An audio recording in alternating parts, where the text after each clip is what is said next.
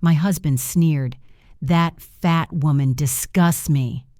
I froze and pretended not to hear. The next morning, I vanished. What he found left him powerful no more. If you've ever had your dignity stripped with a cruel word, or wondered whether a person could vanish and rebuild something greater from the ruins, this is your story. In this video, you'll see how one woman redefined power, identity, and legacy. Stay with me until the end. I promise. You won't believe what she built from the ashes. They say the sharpest blade is a word. And mine came just after dawn. That morning, the Greenwich mansion smelled of fresh jasmine, gourmet coffee, the kind of aroma grown on privilege and expectation. It was my husband's birthday. I thought it might soften the air between us. My name is Savannah Rhodes, age 42. I've always carried two truths: the inherited weight of name and expectations, and the private ache of not measuring up to a slender ideal. At home, behind the gilded pillars and polished marble, I wore a smile. Outwardly gracious, inwardly guarded, I had chosen a gift worthy of his public persona, a Rolex. I knew he coveted it not for telling time, but for how it glinted in campaign photos. I had ordered fresh flowers. I'd arranged for a private chef to make brunch. Everything calculated to affirm his image and to kindle the flicker of warmth I once believed existed between us. At 10:16 a.m., I descended the grand staircase carrying an envelope, the formal certificate for a $100,000 donation in his name to a national charity. My heart hoped he would measure me not in pounds or public approval, but in gestures of generosity. I had rehearsed the moment, his smile, gratitude, perhaps a kiss. But what I heard stopped me cold. Voices came from the adjacent parlor. I paused behind a slightly ajar door, heart tightening. My breath caught. I heard Marcus's voice, sharp, mocking. "That fat cow disgusts me, Mom. I only care about her money. What did you think? I enjoyed sleeping with her." Time fractures in moments like that. The crystal on my hand snapped. The words tore through the air. Evelyn, his mother, joined with a practiced tone. "At least pretend, Marcus. Do it until you inherit everything. That woman's days in your life are numbered. Do you want to be tied to a body that looks like an inflated bag? A piñata stuffed with regrets?" They laughed. The casual cruelty, the clip of disdain, as though I were nothing but spectacle. My face remained still. A calm mask. Inside, my insides quaked. The envelope slipped silently from my hand, and I watched it flutter to the floor. I backed away, climbing the steps without a sound. My heels made no click. I closed the door quietly and retreated to the sanctuary of my bedroom, as though nothing had happened. I didn't cry. I didn't scream. I didn't confront them. I remained the image they expected. Composed, graceful. I needed them to think I heard nothing. I needed time to think. Later that evening, we dined together as if nothing had ruptured. I offered the Rolex with a radiant smile. Marcus placed the gift aside, pecked me dryly on the cheek, and shared a comment about the wine's excellence. Evelyn suggested I try a new diet. They all laughed. Only I sat silent at the table, observing, waiting, planning. When midnight descended, Marcus slept. Evelyn's breathing was steady. I walked barefoot through the halls we shared. I touched the grand piano, which I never learned to play, the imported furniture, the artwork, silent witnesses to a life built on appearances. I felt a harsh clarity. This mansion was less a home than a gilded cage. In the study, sitting at his ornate desk, I wrote 4 words. "Thanks for showing your true colors. No name." Then calmly, I opened my laptop. I arranged a discreet real estate broker, lined up a foreign buyer, and began transferring the bulk of my fortune into a Swiss account under a new identity. Years of managing family wealth taught me exactly how to vanish. By 5 a.m., the mansion was behind me. No servant saw me leave. With only a backpack, a photograph of my 18-year-old self, passport, and that note, I walked into an unfamiliar dawn. Marcus woke. He searched the house. He found the note. He crumpled it in confusion. He called. No reply. He assumed drama, impulsiveness.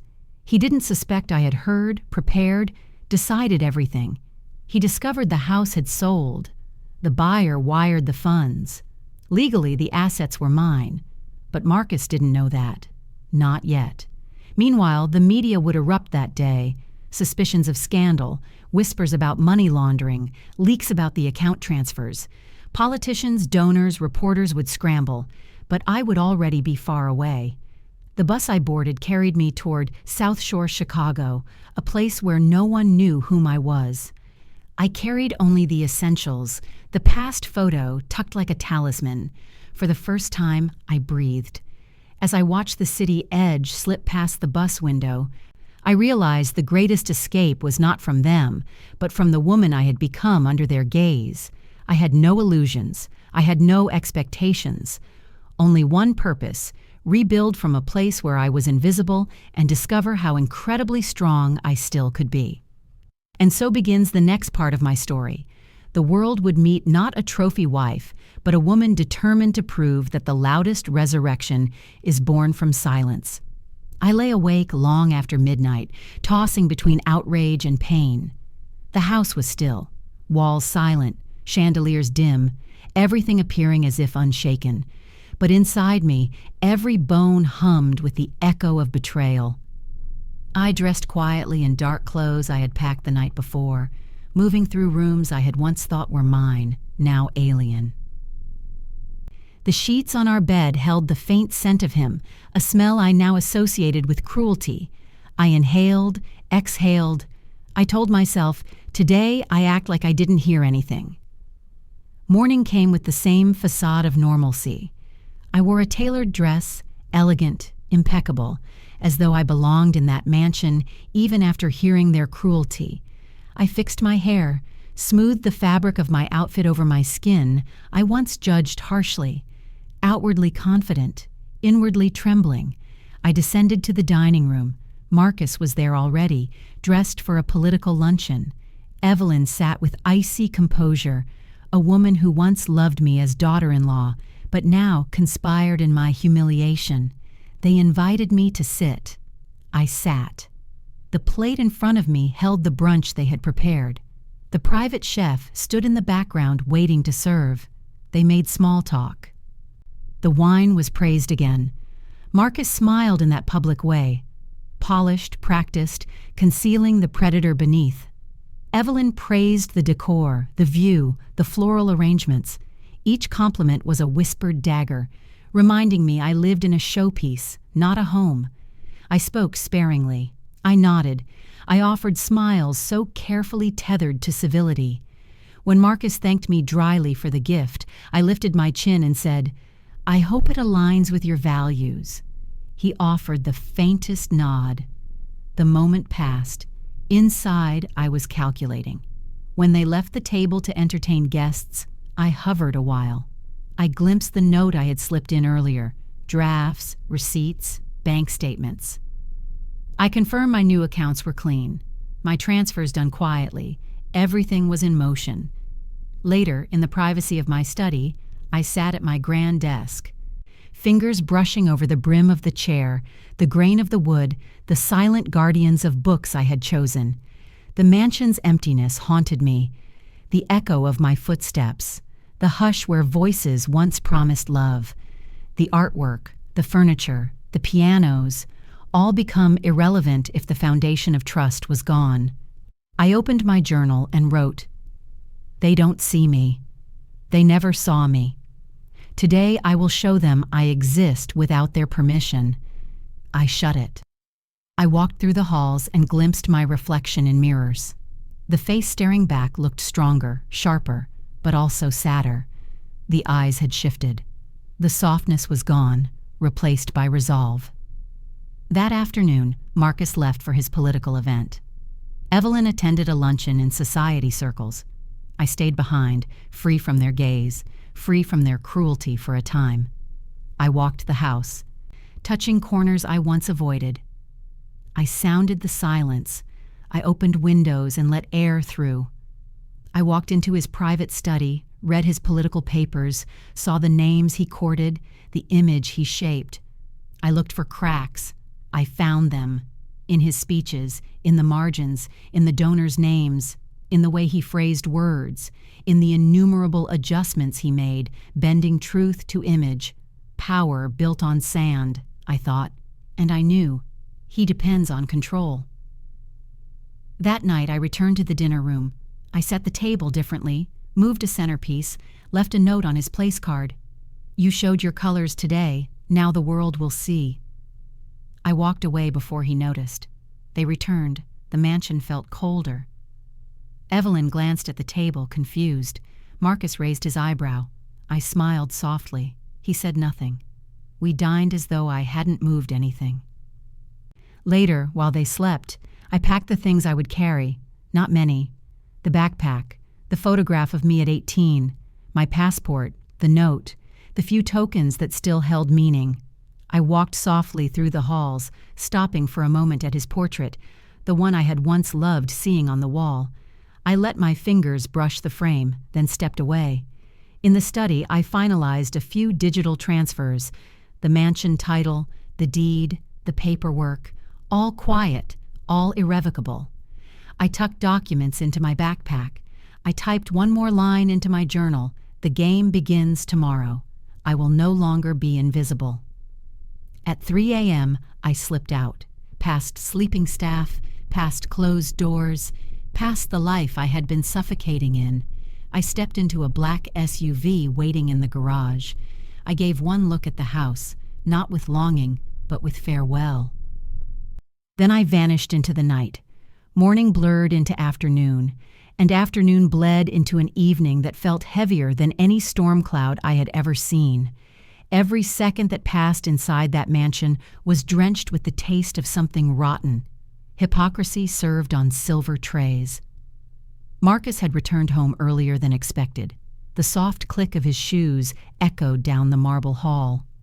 That sound, once comforting, now pulsed like a countdown.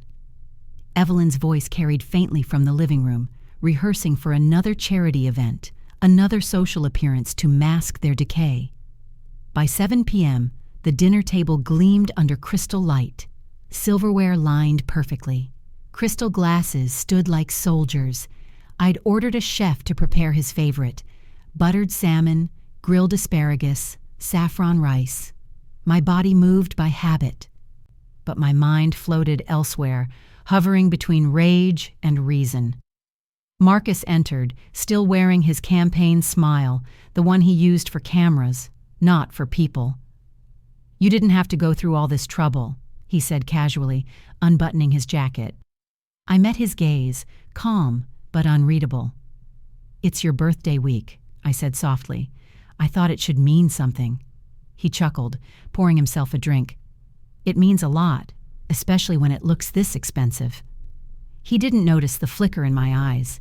He didn't sense that beneath the flawless table setting sat a woman dismantling a decade of her life, one thought at a time. Evelyn joined us moments later, wrapped in pearls and entitlement. "Darling, the senator's wife called," she said to Marcus. "She's expecting you at the fundraiser next month. Try not to take Savannah. The cameras add 10 pounds, and you know how that goes." She laughed as if it were harmless. Marcus didn't defend me. He just smirked and sipped his drink.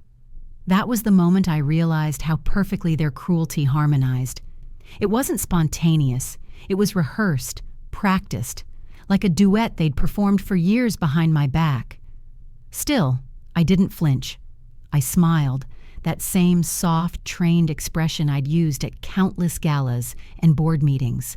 I cut my salmon with grace, every motion precise, measured, mechanical. Marcus spoke about his campaign, his future, his team. I nodded in the right places, murmured the right affirmations. Inside, my pulse thudded in my throat, louder with every fake laugh. Then Evelyn leaned forward, her voice sweet and venomous. "You know, Savannah, I heard about a new diet plan. Something revolutionary. It could really help your figure. You'd look stunning in red again." The words slithered across the table. Marcus's lips curved into a smile, not of affection, but amusement. He reached across, placed his hand briefly over mine, and whispered, "Mom just worries about appearances. You know how politics can be." "Appearances," I repeated. The word tasted like ash. The conversation drifted on. They gossiped, joked, traded barbs dressed as compliments. I stayed silent, memorizing every gesture, every line. If pain was currency, I was rich that night. When dessert arrived, Evelyn excused herself to take a call. Marcus leaned back in his chair, studying me with faint curiosity. "You've been quiet lately," he said. "Something on your mind?" I met his eyes, holding them steady. "Just thinking about the future." He smiled. "As long as it includes me." I let the smallest smile appear, not agreement, but a ghost of one. "Of course," I said. "You'll always be part of my story." He didn't notice the double meaning. He never did.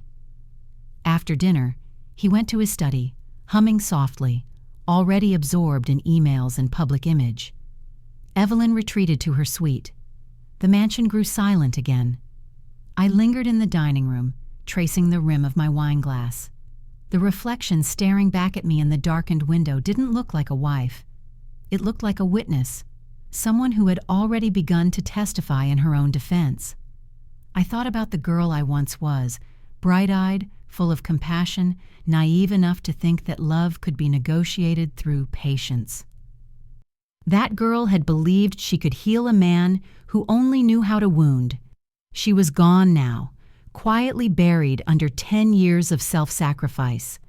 At midnight, I climbed the staircase, pausing halfway to look at the family portraits on the wall. His smile, my smile, carefully staged, eternally false. I touched the frame, then turned away.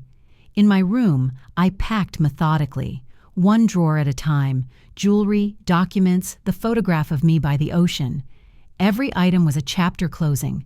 I placed them neatly into my backpack, not out of fear, but finality. When I reached the mirror, I didn't recognize the woman standing there. She looked calm, controlled. But her eyes told another story, one of quiet fury and determination, the kind of strength that doesn't scream, it whispers, "Wait." I sat at my vanity, opened my laptop, and typed a brief message to my financial advisor. Initiate the transfer. Then I deleted it and scheduled a new one for dawn. I wanted to savor the silence before the storm. Outside, the night wind brushed against the window, carrying faint traces of salt and rain. I closed my eyes and imagined waves crashing against a shore far away, a place where my name, my weight, my appearance, my reputation didn't matter. And in that stillness, I made myself a promise. Tomorrow, I will be the woman who walks away, not the one who stays hoping for mercy. When I opened my eyes, the first light of morning was already creeping along the horizon. Marcus stirred in the next room, unaware that by the time he woke, everything he knew about his life, his fortune, his image, his wife, would begin to disappear, because I wasn't leaving in defeat. I was leaving as proof that no insult, no betrayal, no cruel laughter could define me again. The night I chose to disappear didn't arrive with thunder or drama. It came softly, like a whisper crawling through marble hallways, quiet enough for ghosts to hear. The clock in the grand foyer ticked toward midnight. I sat by the window of my bedroom, barefoot, staring at the manicured garden bathed in moonlight. The roses I had planted years ago stood perfectly aligned, trimmed to precision, another symbol of a life manicured to perfection, yet lifeless underneath. My hands rested on a sheet of paper, cream stationery embossed with my initials. I had stared at it for nearly an hour. Words came and went like waves breaking against my resolve. What could I possibly write to summarize a decade of betrayal? Finally, I wrote what my silence had been screaming all along. Thanks for showing your true colors. 4 words, that was all. Simple, cold, irrevocable. I folded the note neatly and placed it on his pillow, right beside the dent his head would make when he returned to bed. Then I stood. My reflection in the tall mirror looked foreign, a woman whose stillness was mistaken for weakness, whose quietness had been treated as consent. Tonight, that illusion would end. I opened the closet and began packing, but this time not like someone running away, like someone reclaiming herself piece by piece. A backpack, my passport, a photo of me at 18, smiling against the ocean wind before marriage, before control, before Marcus. The rest I left behind. The jewelry, the gowns, the life that sparkled but suffocated. Downstairs, the mansion hummed with silence. The staff had gone home. Only the ticking of the antique clock accompanied me.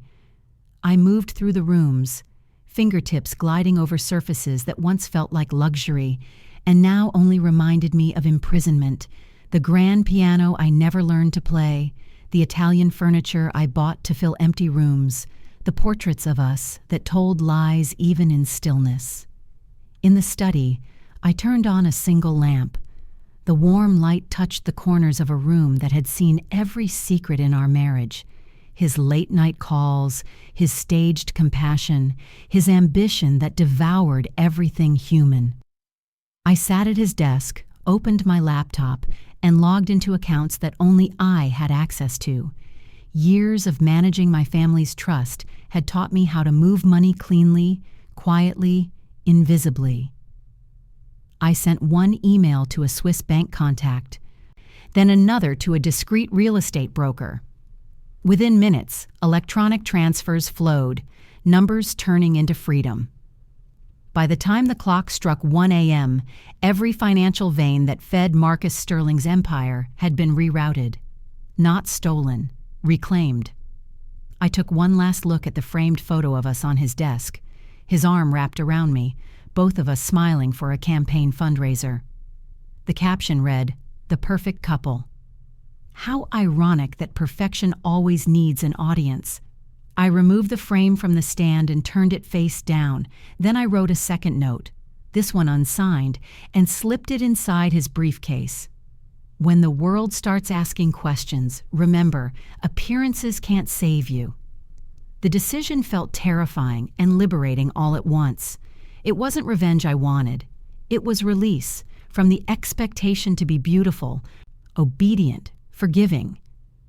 I walked through the corridors one last time, each step echoing softly. Every chandelier, every vase, every curated symbol of wealth seemed to bow in farewell. The air smelled of cold marble and jasmine, his favorite fragrance, the one I now loathed. At 3:12 a.m., I placed my keys on the foyer table. My heels dangled from my fingers. Outside, the black SUV idled, engine running, waiting. Before stepping out, I turned back. For a moment, I imagined what tomorrow would bring. Marcus waking to an empty bed, finding the note, pretending confusion before the realization sliced through him. Evelyn pacing, her pearls clinking like chains. The gossip, the panic, the unraveling. But I didn't smile. I only whispered, "May this silence teach you everything my words never could." The night air bit gently against my skin as I stepped outside. I zipped my coat and pulled the hood over my head. The stars above glittered faintly, free, distant, unbothered by human cruelty. When the car door closed, the sound felt final, like the end of a long symphony that had played in the wrong key for years. The driver didn't ask questions. He'd been paid not to. We drove in silence, the tires slicing through darkness. The mansion faded behind me, its silhouette shrinking until it became nothing more than a shadow swallowed by the horizon. 5 hours later, as dawn painted the sky in muted pink, we stopped at a train station on the outskirts of the city. I stepped out, thanked the driver, and walked into the terminal. My name, Savannah Rhodes, no longer existed. By the time the 6 a.m. train arrived, I was Maya Solar, As the train rolled forward, I looked out the window. The reflection that stared back at me was calm, not victorious, not broken, just new. For years I had been called the lucky wife, the charity queen, the woman who had everything.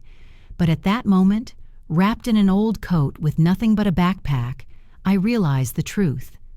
I finally had something real. Freedom. Dawn crept over the horizon, pale and hesitant, as the world slowly stirred awake. But I was already many miles away, on a train that clattered through morning mist. Behind me, the mansion lay silent, its grand gates locked, windows shuttered, echoes of opulence and cruelty swallowed by absence. Marcus woke to emptiness. He wandered through echoing halls, calling my name.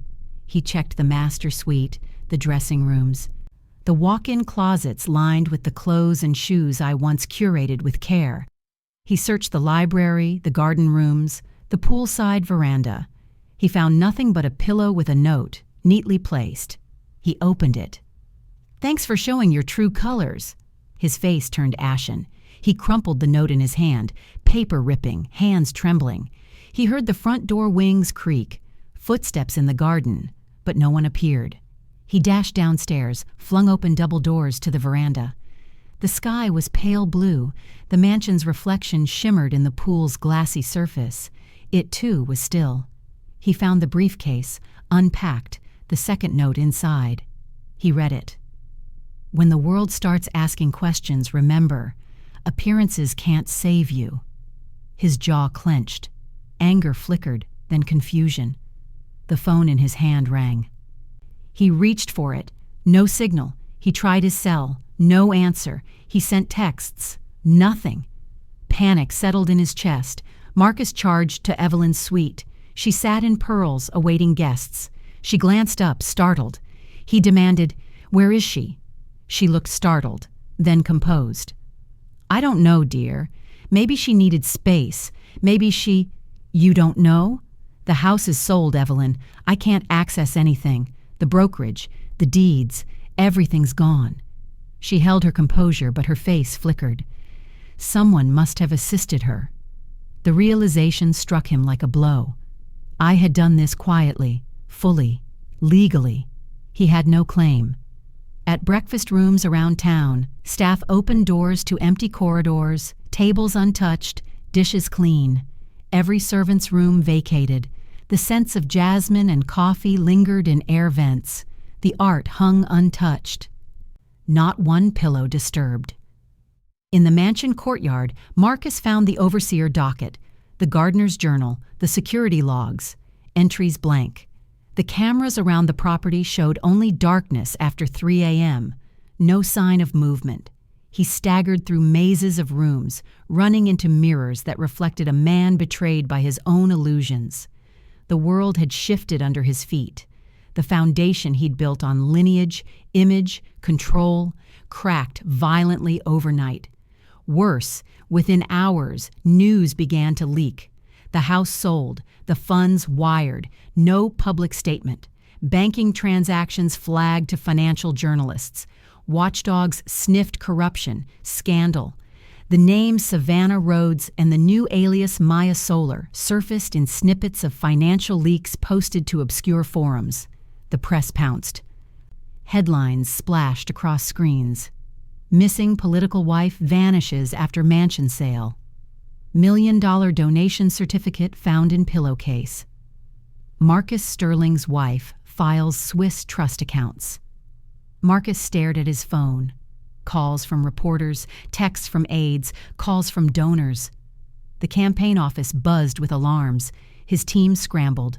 The mother-in-law's salons erupted with gossip. Evelyn's composure cracked behind closed doors. All morning, his world collapsed. His reputation, his image, his control, they unraveled. The home he had used as stage and shield was gone. The wife he dismissed as fat and expendable had rebuilt the narrative without him. Miles away, on a bus winding toward South Shore, I watched through the fogged windows as lights flickered in mansions, unaware of the storm I had unleashed. I carried nothing but a photograph of myself young, a passport, a backpack, and a resolute breath. By noon, the transformation had begun. Social media blew up. Tweets, photos, leaks from financial insiders. People speculated. Blackmail, fraud, disappearance. No one suspected the architect of it all was the woman they thought they owned. Marcus, trapped in his own labyrinth, sat at his desk amid half-packed files. For decades, power had meant silence. Now silence had become a weapon against him. In my rented room in a rundown building, I watched the news loop. I felt both distant and present. A smile flickered. I had never felt more awake, more free, more myself. The world would chase shadows while I walked away toward light. The mansion, in its silence, bore witness not just to my absence, but to the end of an era. The walls, the art, the grand piano, all would now be story, not prison, and I, Savannah, now Maya, moved forward. Because sometimes the world's loudest scream is a silent departure. I left the mansion in silence, but the world did not. By morning, Marcus's panic had grown into a scandalous gale. News outlets exploded with speculation. Missing wife, mansion sold, $1 million transfer to Switzerland. Headlines built a narrative he could not control. From my hiding place, I scrolled through articles with a calm I hardly recognized. I saw his face. Startled, furious, betrayed. I saw Evelyn's poised mask crack under pressure. I saw threads of my former life unraveled for public consumption. While Marcus scrambled in the public eye, I embraced invisibility. I boarded a bus heading deep into Chicago's southern neighborhoods, chosen because anonymity lived there. The more extravagant the setting behind me, the harder it was for them to trace me. I arrived at South Shore. The windows of aging buildings stared at me with history. Children played in puddles. The cracked facades bore the stories of defeat and survival. Here, no one recognized me. I was a blank slate, a ghost given form. With the name Maya Solar, I walked into a room for rent. The woman who answered the door was in her 60s. She looked at me with skepticism. I offered to pay a month in advance. She paused. The way I carried myself betrayed more than my words. But she let me in. The room was small. A twin bed, fan dangling from the ceiling, damp walls. The solitude was raw, but in that space, I inhaled freedom. No pearls, no eyes. No judgments, just silence and distance. I needed a new life. I needed to anchor somewhere real. I found a local clinic. Resources were limited, the staff overworked, but I walked in, introduced myself as a volunteer. I said I had experience in organization, logistics, management. They accepted. They needed help.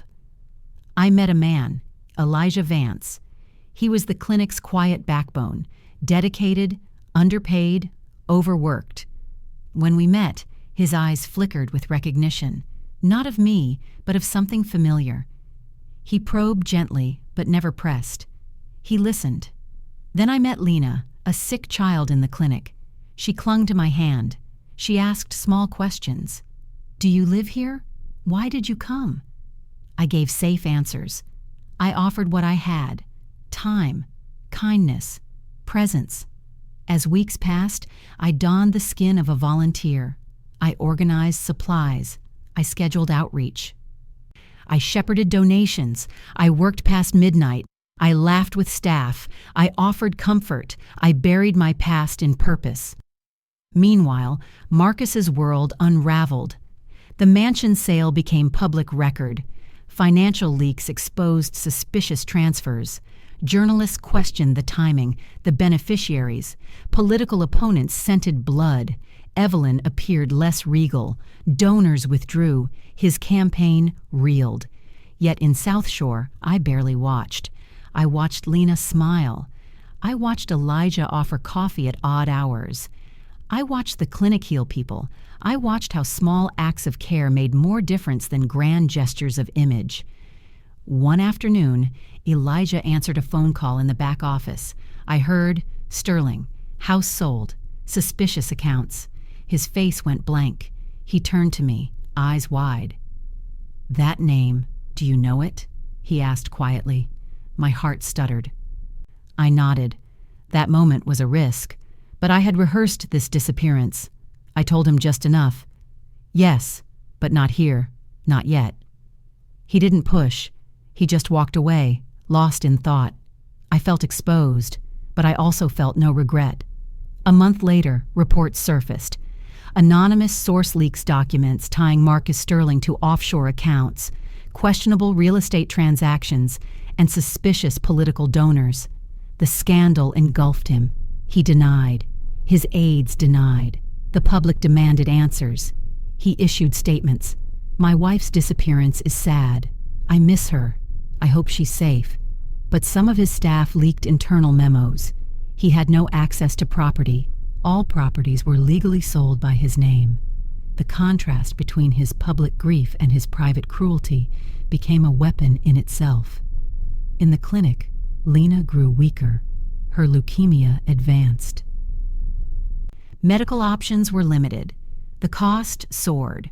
I realized that my reinvention was no longer just about escape. It was about purpose. If I had transferred my fortune right, I could redirect it here, not for me, but for children like Lena who needed more than pity. That night I sat in the small room, staring at the photograph of my younger self. I pressed it close. I whispered to nobody, "This life I'm building now is the one I should have lived." I drafted a private letter.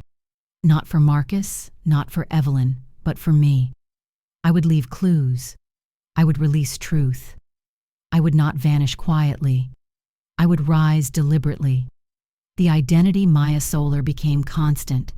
I stopped correcting people. I signed volunteer logs with it. I wore it like armor. It protected me. It freed me. It became real. Meanwhile, Marcus, in another city, sat in his study late at night. His campaign advisors shuffled papers. He stared at images of me before and after. He wondered how his wife, admired by so many, could disappear without a trace. He asked Evelyn, "How did she vanish?" She replied, "You never bothered to see her." Inside the clinic, I peered out the window at dusk. Lena slept. Elijah sat nearby in the quiet hum of the generator. I thought of Marcus, of money, of illusions. But more than that, I thought, I am not lost. I am found. And as the night deepened, as the city lights flickered, I felt the first true stirring of power. The truth that belongs to me, the identity I will never surrender, and the journey I will no longer flee. By the time winter thawed into early spring, I had settled fully into the life of Maya Solar. The name had become more than a disguise. It was a rebirth. Every breath I drew under that name felt quieter, stronger, more deliberate. In South Shore, I found my rhythm.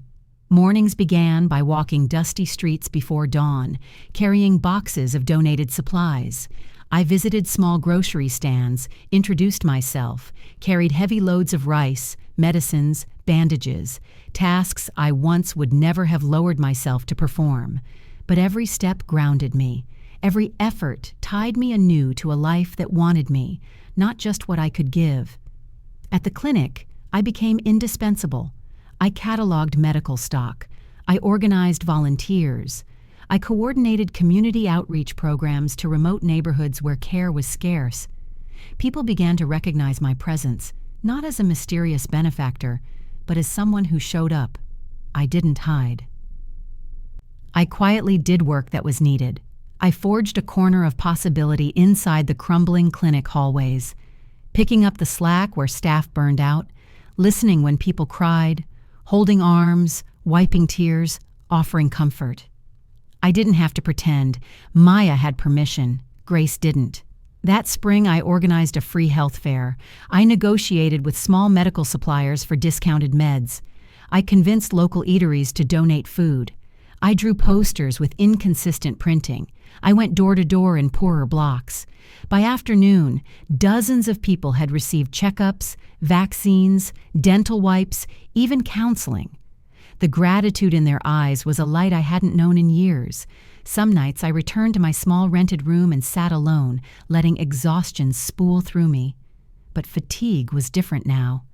It pressed with proof, not failure. Elijah stood by quietly. He didn't always ask questions. He didn't always watch me. He just existed as a quiet anchor.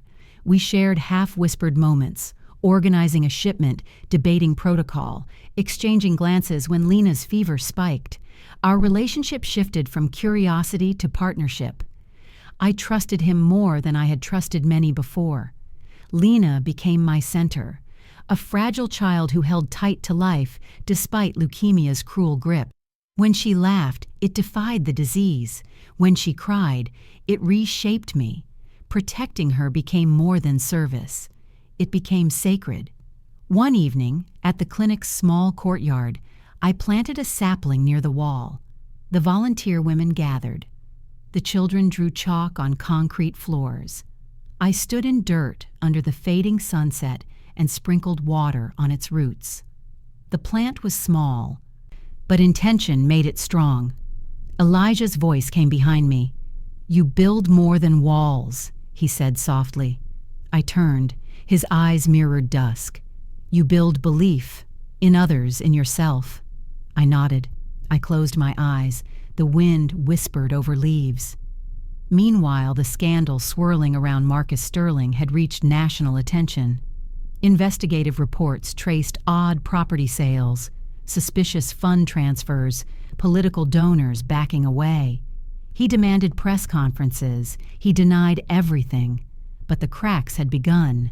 In one article, an investigative reporter published screenshots of an unusual wire transfer moving millions from accounts held in luxury municipalities to Swiss trusts. Marcus's claim that the mansion was sold by mutual agreement rang hollow. The public murmured, "Did Savannah orchestrate her own departure?" Evelyn's name surfaced, letters tied to shell companies. Her denials became quiet, fractured. Staffers who once stood in her shadow whispered about shifts in asset ownership. That same media, once worshiping their image, began peeling back their mask. But I did not watch from the back seat. I sent a few discreet statements to journalists via unrelated sources, clarifying legal changes in ownership dated before any lawsuit could be filed. Subtle cues, enough to pivot attention, enough to authenticate. Outside of headlines, my world felt different. I felt an innocence I hadn't known, the breath of someone living on purpose, not performance. I walked city blocks in shoes that didn't gleam. I watched children dart past alleyways. I heard their laughter. I listened when they asked who I was. I said, "I'm someone who chooses to repair, not repeat." At dusk in that same spring, I held a small gathering at the warehouse I'd purchased under Maya Solar's name. Neighbors, clinic patients, volunteers, local elders. We cut a ribbon. The place smelled of fresh paint and possibility. The walls bright with murals painted by children. Inside, a clinic room, donation tables, a legal aid wing, a small library, a sanctuary. I looked at faces I had never known days ago. Mothers, fathers, children, seniors. Some tearful, some hopeful. The woman in the crowd who had given me the room years ago stepped forward, her eyes soft. "You belonged here from the moment you knocked," she said. My chest swelled with gratitude. Marcus's name echoed that night in distant news channels, but inside that warehouse, the name Maya Solar meant sanctuary. I delivered short remarks. This place isn't built to reflect my past. It is built to refashion futures, for those discarded, for those wounded, for those told they do not deserve to live.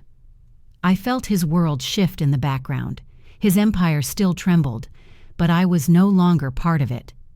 In the hush after applause, I pressed my hand to the wall behind me.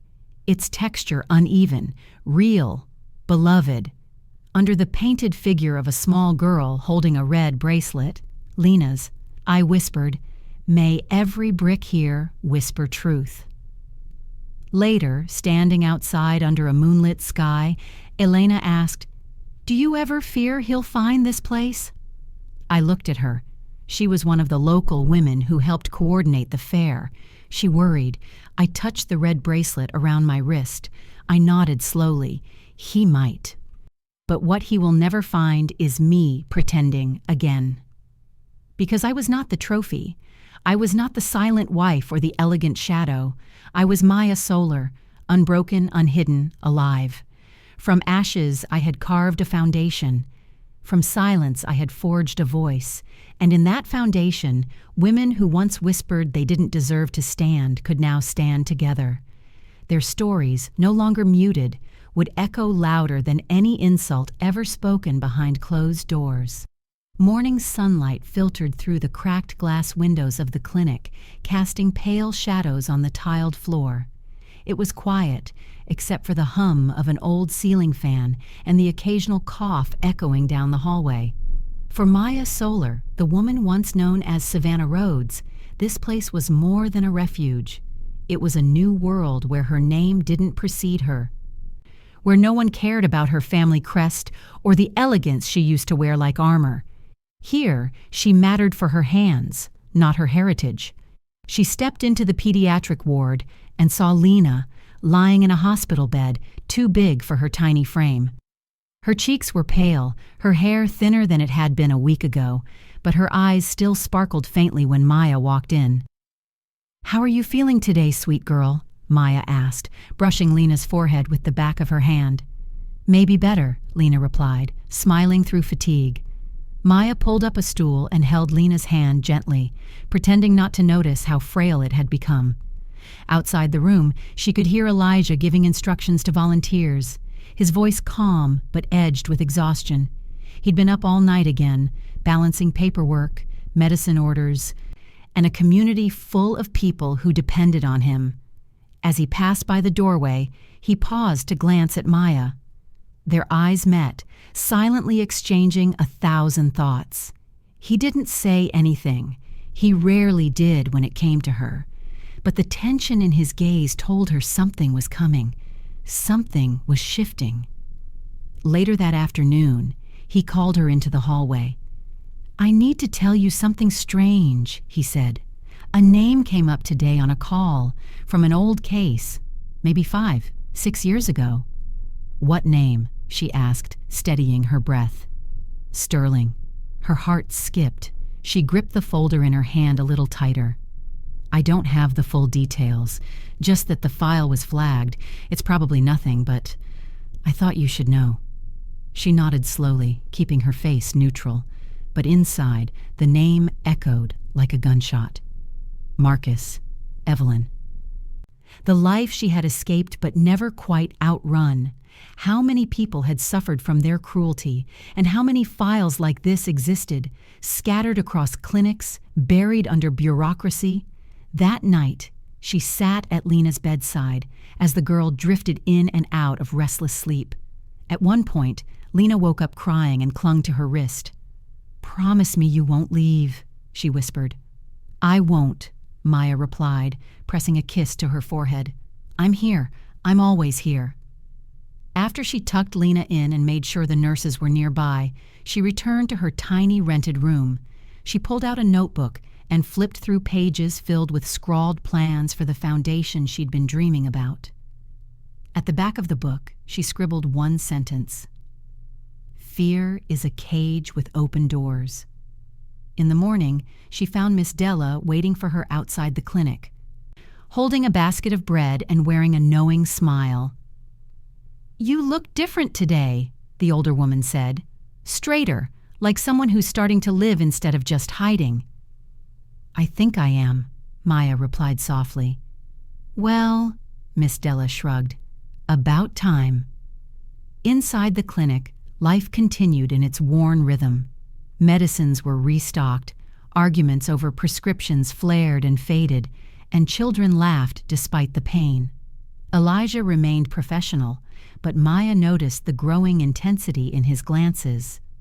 She knew he suspected more than he let on. And then it happened.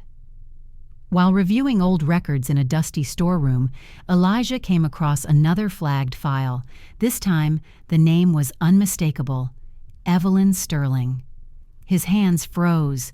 The document wasn't detailed, but it linked to past private patient visits, possibly fraudulent prescriptions, and a doctor, likely him, who had once refused to cooperate. He didn't bring it up immediately, but Maya could feel the shift in his behavior. That night, she found him on the clinic's back steps, smoking a cigarette he hadn't touched in years. "Are you okay?" she asked. "Old ghosts," he replied. "They never really stay buried." She didn't press. She just sat beside him, their shoulders nearly touching, the silence between them full of unspoken confessions. Later, alone in her room, she pulled out the photo she always kept tucked in the lining of her coat. It was of her at 18, standing by the sea, arms wide open, fearless. A girl who had no idea what kind of life waited ahead.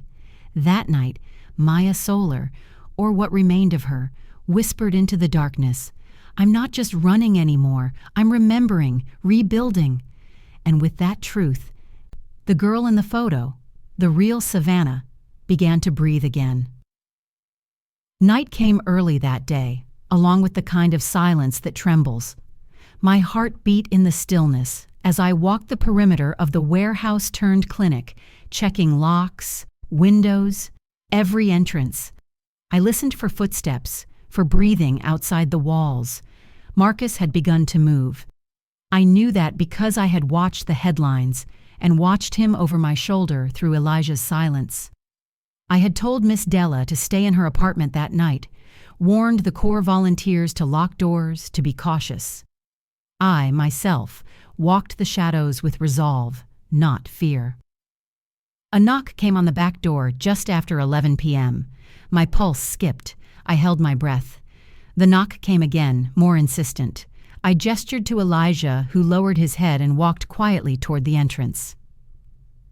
I stayed in the clinic's central room, safe distance, hearts pounding through the walls. Elijah opened the door. A figure stood framed in moonlight, too tall, too polished. Marcus Sterling, flanked by security men.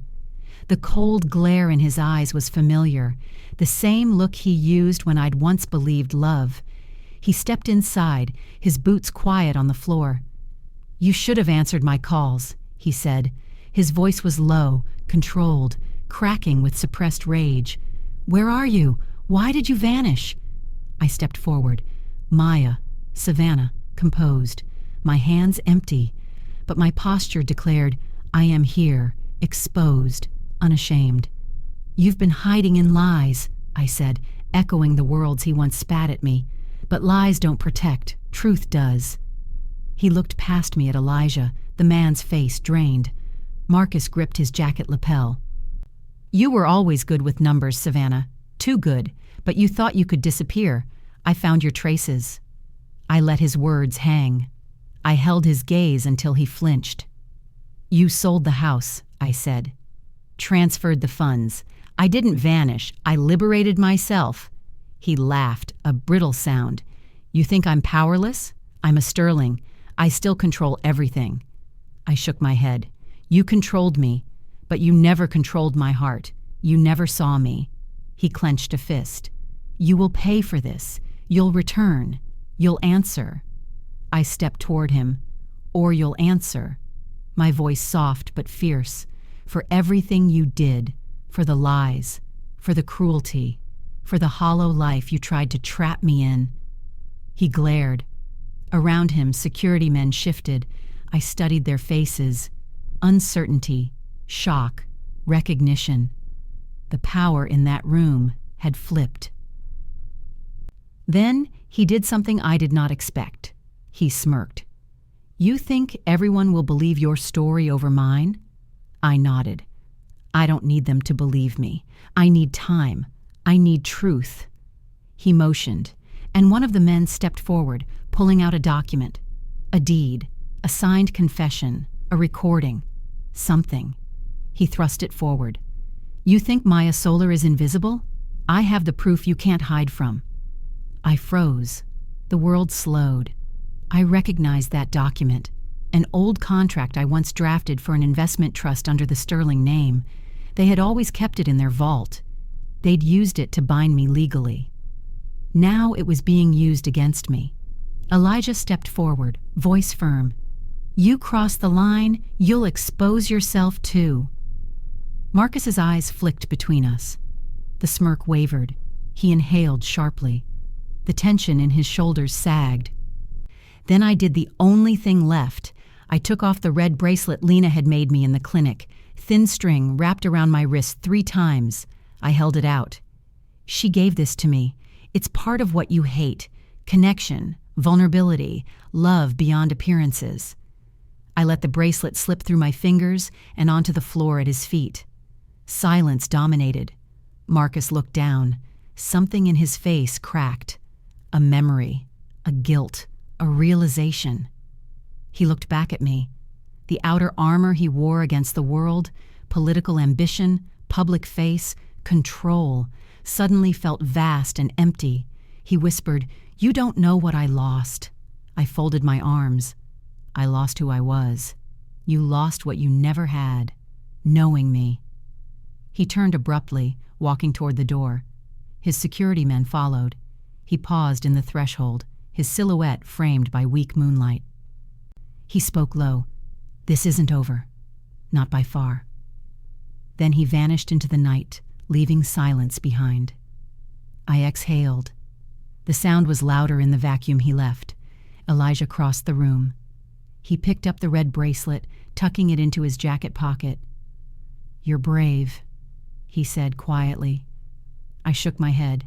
"No, I'm just finished being small." In the days that followed, the news spread. Witnesses reported seeing his car at South Shore. Security footage showed his SUV near the clinic at odd hours. The MSM pivoted from speculation to chase. Marcus attempted statements. He claimed to have sought me out. He claimed false alarms, but each statement felt reactive, defensive. He moved from power to desperation. Inside the clinic, Lena's condition worsened. I sat nightly by her side, brushing her hair, offering whispered stories about oceans and open skies, a world beyond sufferings. She reached up and touched my cheek. "Thank you for staying." Her voice was weak, but certain. My heart tore. Elijah remained by my side, helping me filter through leaked documents, scanned records, suspicious accounts.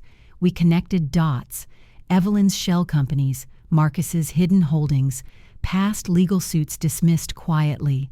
The circle was closing. One afternoon he showed me evidence, a surveillance photo from 2 nights ago.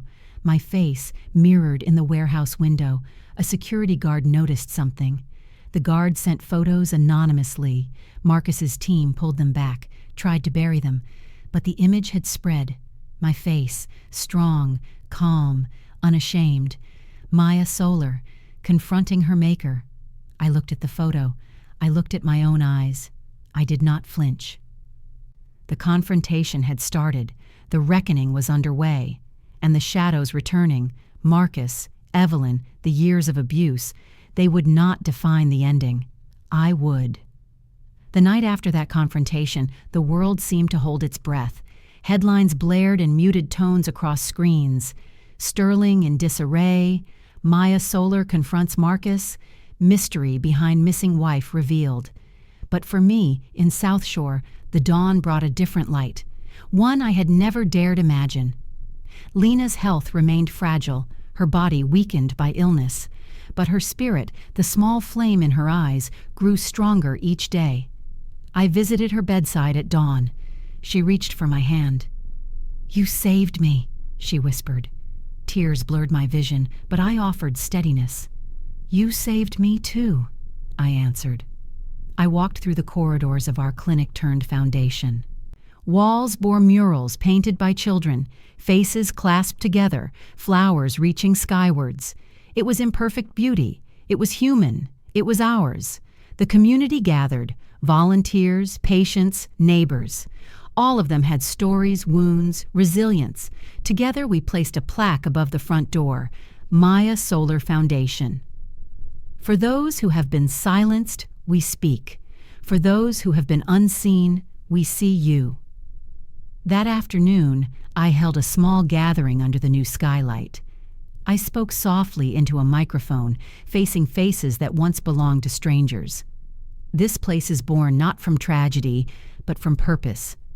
I left everything behind, ambition, luxury, silence, to find what remains when we do. To rebuild trust, to lend voice, to heal together. This is not about vengeance. This is about constructing something people deserve. A sanctuary. A legacy. Elijah stood behind me, holding Lena, now swaddled in blankets though smiling. The community applauded. Tears glistened. I looked around, at the eyes shining with gratitude, at the hands reaching out. And in that moment, I felt fully myself. No longer the name they gave me, but the name I chose. Back in the city, Marcus confronted ruin. His campaign imploded. Donors pulled out. Political alliances dissolved. Evelyn retreated. Her power evaporated. The press demanded accountability. He attempted to issue statements, to salvage reputation, but each word hung shallow. His world had been built on the facade of having everything. Now every brick he'd leaned on was exposed as hollow. One evening he arrived at our foundation unannounced. He stepped through unlocked gates, perhaps expecting resistance, perhaps confrontation.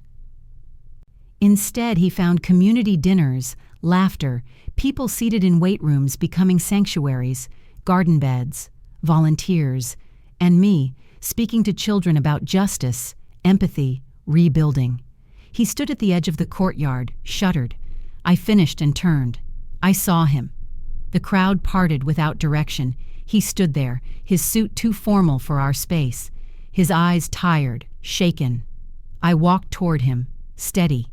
He spoke first. I don't understand how you could create all this. From nothing. I paused. Because it was always real, I said. You tried to reduce me to appearances, but truth is stronger than image. He stepped forward. I remember when we married, I believed you were perfect, but I was afraid. Of heights, of failure, of what people would say. I talked about public image more than you. I made you into a symbol. I lost the person in front of me. I listened. The red bracelet, now tucked in his hand, shone faintly. I don't ask to come back, he said quietly. I only ask to understand what you've built. I nodded. You can come, but only as yourself. Not Marcus Sterling the politician, not the man who discarded me. If you show up as accountability, not entitlement. He swallowed. Minutes passed. Some in the crowd held their breath. The healing had begun before the answer came. That night, as Lena slept, Elijah and I reviewed documents, transfers, leaked files, philanthropic allocations. We prepared to publish a report, a transparent profile of how the foundation operated, where money came and went. We vowed to remain answerable to truth. Weeks later, the public leaning shifted. People began to see Maya Solar not as a mysterious figure, but as a catalyst. Journalists dug, then discovered earlier statements of wrongdoing in the Sterling accounts. Reputations crumbled. Evelyn's name became tied to shell companies.